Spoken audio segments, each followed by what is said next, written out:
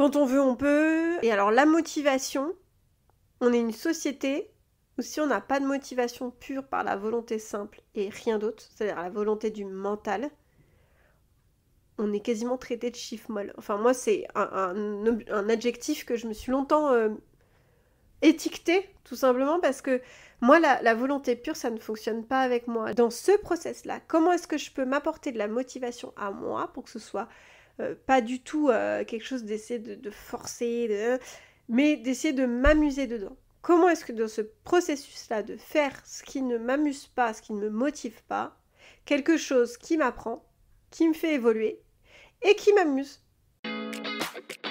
Tous, nous nous cherchons, quelquefois par la contrainte que nous imposent nos limites, parfois par le cri de notre être qui demande à être vu, à être entendu, à contribuer à la hauteur de nos promesses respectives. Tous, nous cherchons à libérer cette fameuse licorne, ce fameux moi authentique. Alors bienvenue dans ce podcast de l'introspection et de l'autorisation collective. Je suis Clémence et je vais te partager l'exploration de certaines perspectives qui peuvent secouer, autoriser, laisser un peu plus de lumière passer à travers nos failles, faire passer de l'autre côté de certains miroirs. Tout simplement parce que je sens au plus profond de moi que l'univers, la vie, l'argent, l'amour ne demandent qu'à danser avec toi et que notre Together Made, le tissu de l'humanité, te réclame. Qui es-tu pour refuser au monde ta couleur, ta lumière et ta grandeur très spéciale et très unique? Avec dévotion, je crée des outils et des connexions pour nous soutenir dans nos espaces relationnels, qu'ils soient à l'intérieur comme à l'extérieur de nous, dans notre vie personnelle comme professionnelle, dans notre être comme dans notre communication, pour nous aider à habiter en conscience, en présence et en vérité chacun de ces espaces à travers notre vrai moi, aligné et serein, plein de promesses d'abondance, juste et magnétique. À chaque épisode, nous irons voir comment faire de notre quotidien une aventure qui nous élève, un pas après l'autre. Et coucou! Bienvenue dans ce nouveau podcast, dans ce nouvel épisode dans lequel on va parler de motivation, procrastination, le truc que tout le monde dit qu'on est censé avoir. En gros, c'est ça. Dans tous les speeches, c'est un peu mon fer de lance, c'est un peu mon combat dernièrement, là, sur ces dernières semaines. Je sais pas si vous êtes allés voir un peu sur Instagram, mais je tire à balles réelles sur tous les clichés du développement personnel, parce que j'adore le développement personnel et ça fait partie de ma vie bien avant que ça n'eût été à la mode, en fait. Bien avant, depuis même toute petite, même si je mettais pas ce mot-là dessus, en fait, je réalise après coup que ça a toujours été le cas. Et je trouve que dans le développement personnel, on a un sacré paquet d'injonctions où finalement on parle d'unicité, de sortir des cases, de différencier, etc. Ce qui est quelque chose d'extrêmement important pour moi. Vraiment dans mon tronc de valeur, on va dire, c'est hyper important, extrêmement important.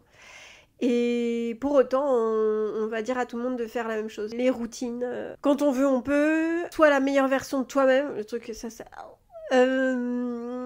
et j'en passe en fait. Et alors la motivation, on est une société où si on n'a pas de motivation pure par la volonté simple et rien d'autre, c'est-à-dire la volonté du mental, on est quasiment traité de chiffre molle. Enfin moi c'est un adjectif que je me suis longtemps étiqueté, tout simplement parce que moi la volonté pure ça ne fonctionne pas avec moi. Je me suis toujours dit t'es une grosse gamine en fait sur ces sujets-là, parce que t'as une espèce de truc qui cherche juste. Des fois, ce qu'on m'a renvoyé, c'était de me dire mais si tu as toujours à la facilité, en fait la vie c'est pas ça. Quand bien même il y avait une petite voix à l'intérieur de moi qui disait mais si, ma vie c'est ça. Ma vie c'est je cherche la joie en fait. Et si vous voulez vous emmerder sur les trucs qui vous prennent la tête, mais allez-y, mais moi c'est pas mon truc en fait. Moi je chéris trop le temps pour le consacrer à des trucs qui m'emmerdent quoi. Alors j'ai des pendants un peu moins positifs là-dessus aussi, hein, mais du coup c'est en ça que je voulais vous évoquer un peu ma réflexion là-dessus. Parce que je me suis dit aussi, bah tu procrastines, t'as des problèmes, etc., etc. Et puis certains même projets, moi que j'adore, j'arrivais pas à passer à l'action. Je me disais, mais c'est quoi ton problème? C'est qu'en fait, t'es pas si motivé que ça. C'est qu'en fait, ton projet, tu l'aimes pas tant que ça, finalement, honnêtement. Parce qu'en fait, Une des règles dans mon manuel personnel, c'est que quand bien même que ce soit par rapport à moi ou à l'extérieur, il y a la parole, c'est une chose, mais les actions, c'est dans l'action que tu cherches la vérité.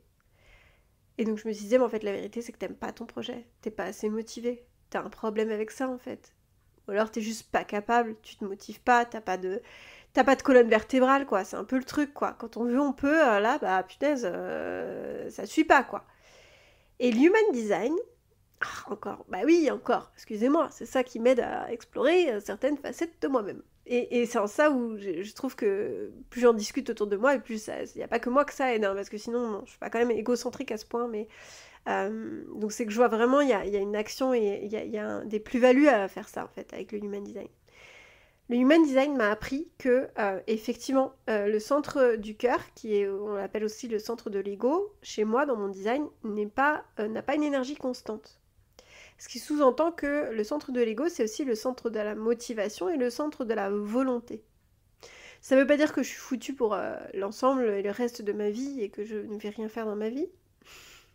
C'est aussi le centre, petite parenthèse pour compléter l'info que je viens de vous donner, c'est aussi le centre dans lequel quelqu'un qui a un centre du cœur défini, il va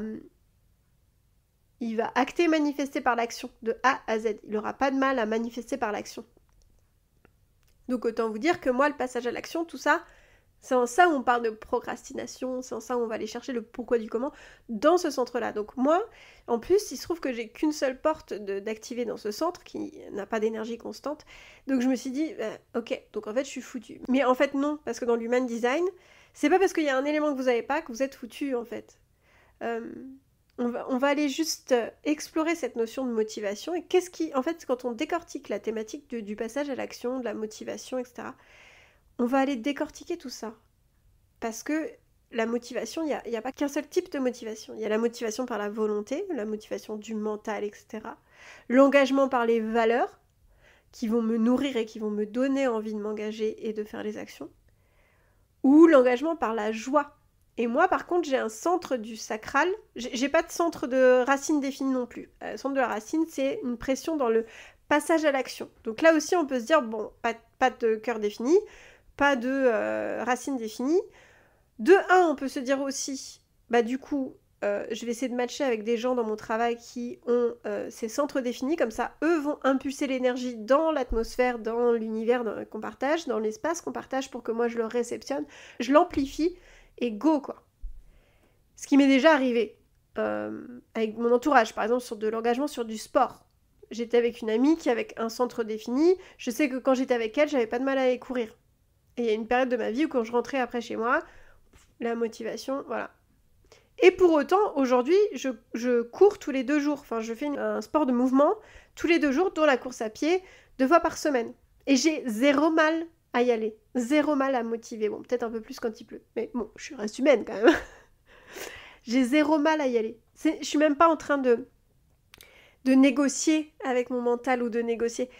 Parce que, en fait, ma motivation a été nourrie par quelque chose d'autre. Et quand vous regardez aussi votre charte, pour la petite anecdote, si vous regardez la ligne de votre lune consciente, vous pouvez aussi voir quel type de motivation vous avez, globalement, au-delà de vos centres. Et il se trouve que c'est très drôle, c'est que ça m'a confirmé que moi, ma motivation, c'est de 1, apprendre, de 2, m'amuser.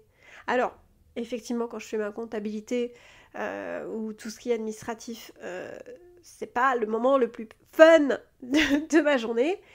Mais par contre, à moi de hacker mon cerveau, mon système de motivation, de me dire comment est-ce que je peux rendre ça amusant, comment est-ce que je peux m'amuser à travers l'apprentissage.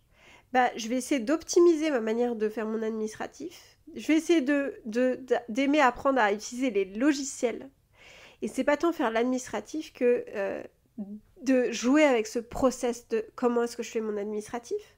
Dans ce process-là, comment est-ce que je peux m'apporter de la motivation à moi pour que ce soit pas du tout quelque chose d'essayer de forcer, mais d'essayer de m'amuser dedans. Comment est-ce que dans ce processus-là de faire ce qui ne m'amuse pas, ce qui ne me motive pas, quelque chose qui m'apprend, qui me fait évoluer et qui m'amuse.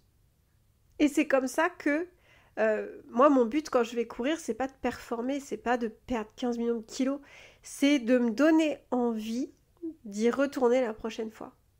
Et c'est là où on va aller décrypter un peu toute la charte, et c'est là que c'est rigolo à faire.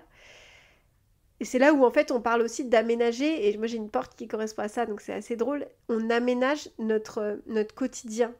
C'est pas notre quotidien qui est rébarbatif sur lequel on va se forcer à faire des choses, mais on va aller aménager notre quotidien et aménager notre relation à lui pour pouvoir remplir des notions, et là on peut aller lire dans l'Human Design de quoi on a besoin, d'aller remplir ces notions-là pour que notre quotidien, quoi qu'il soit, même si c'est pas le plus fun pour le moment parce que le temps que tous nos projets émergent, etc., comment faire en sorte que notre quotidien devienne quelque chose qui nous nourrisse. Et moi, je suis manifesting générateur. Je vous donne des exemples avec ma vie, mon schéma et tout. C'est pas du tout pour faire quelque chose d'égocentrique. C'est simplement pour vous donner des exemples très concrets et peut-être que ça peut vous parler et ça peut parler à certains et d'aller voir vous-même sur votre charte comment est-ce que ça se passe. Je suis manifesting générateur. Donc on peut aller lire que le mouvement est important pour moi, autant pour ma créativité que pour mon corps, que pour mon esprit, que pour ma satisfaction, parce que le manifesting générateur a un type qui crie mouvement, il a envie d'avancer en fait, et il a du mal quand il est bloqué dans des étapes, dans des process, voilà. Donc en fait, comment débloquer un process sur lequel on n'a pas la main, comment apporter du mouvement, en mettant mon corps en mouvement en fait. C'est là qu'on réfléchit autrement, et je trouve ça hyper intéressant, et ça devient un terrain de jeu. Donc il y a cette notion de mouvement, et il y a cette notion aussi de besoin de variété, de connecter plein de choses, d'aller creuser et d'aller faire plein de choses en même temps. Et cette notion de variété chez moi est renforcée parce qu'en fait j'ai un profil 3-6. Donc ma ligne conscience c'est le 3, qui aime bien explorer, qui apprend par l'essai-erreur, c'est son corps, par l'expérimentation à travers le corps, il apprend en fait. Et la ligne 6, inconsciente, qui est la ligne du sage, en fait, c'est un 3, une bonne partie de sa vie, et même il y a un fond de ligne 3, donc autant vous dire que c'est hyper renforcé, hein, l'essai-erreur, l'expérimentation à travers le corps, la variété, tout ça. Et au bout d'un moment, il va retranscrire ces process qu'il a appris à travers l'apprentissage du corps, dans quelque chose dans lequel il peut créer vraiment tout un schéma de ok, j'ai compris que comme ça fonctionnait, etc., et l'apporter aux autres. Donc c'est en ça où tous ces partages, typiquement ça fait partie de mon profil. Et comment est-ce que je peux hacker mon système de pas être à fond dans le sport, pas motivé, pas tout ça? En allant creuser mon envie d'explorer, mon envie d'apprendre, mon envie de m'amuser. Pour la petite anecdote aussi, il y a même le sens de l'humour qui est écrit dans mon Human Design. Donc vraiment m'amuser quoi. Voilà. Et du coup, je vais aller chercher un sport qui puisse varier. Je vais aller chercher différents sports pour pouvoir varier ma pratique de mouvement, ma pratique sportive. Donc je fais de la danse, je vous en ai déjà parlé par ici, donc je vais peut-être pas refaire le truc, mais de la danse, de la course à pied, enfin voilà, de mon côté en solo, et de la Zumba. Et en fait, les trois m'apportent déjà un terrain sur lequel je peux évoluer, je peux apprendre. Je suis jamais allée au bout de la chose. Et le mouvement m'apporte, et je sens à quel point ça m'apporte. Et bon, une des conséquences, c'est qu'en étant asthmatique, c'est sûr que ça fait que du bien à l'asthme, hein, voilà. Et donc, là, c'est un exemple par le sport, mais comment est-ce que je me motive à faire des projets qui sont compliqués pour moi? Comment est-ce que je m'apporte de l'amusement, de l'apprentissage? Comment est-ce que... Et d'aller lire un peu globalement sa charte de qu'est-ce qui me nourrit, moi c'est la relation aux autres, parce que j'ai un environnement grotte, ok, j'ai besoin d'avoir un espace toute seule, mais j'ai besoin, surtout avec mes centres très ouverts, j'ai besoin qu'on m'apporte cette énergie pour qu'après ça puisse circuler. J'ai une configuration de centre qui est très solo, et en même temps j'ai beaucoup de centres ouverts à l'autre, parce que j'ai besoin de recevoir pour comprendre et faire vibrer ce qui est à l'extérieur de moi, à l'intérieur de moi pour pouvoir savoir qu'est-ce qui me touche, qu'est-ce qui est important pour moi, qu'est-ce qui me motive, qu'est-ce qui me motive pas, qu'est-ce qui me nourrit, qu'est-ce qui ne me nourrit pas. J'ai du mal à le sortir celui-là. Et comment est-ce que je nourris aussi cette énergie pour aller faire les choses? Mon seul centre moteur, mais en même temps, quel centre moteur? J'ai un 2 sacral. C'est le centre le plus énergétique, avec le plus d'énergie de toutes les chartes. Et comment est-ce que je le nourris, lui? Je reviens sur les mêmes notions, mais ce sacral-là, je le nourris. Je le nourris pour qu'il me donne de l'énergie de manière constante. À partir du moment où je suis ma joie et que je nourris ma joie à travers ce que je fais. Donc encore une fois, on en revient sur l'amusement, sur l'apprentissage, sur la variété, etc. Et donc là, on parle même plus de « j'ai pas de volonté, je suis une grosse et j'arriverai pas à faire mes projets ». Moi, j'ai des phases, je suis Manifesting Generator, et selon mes centres, j'ai aussi beaucoup de manifesteurs en moi. Et manifesteur, il a des phases avec de la pulsion. Il envoie de l'énergie par pulsion.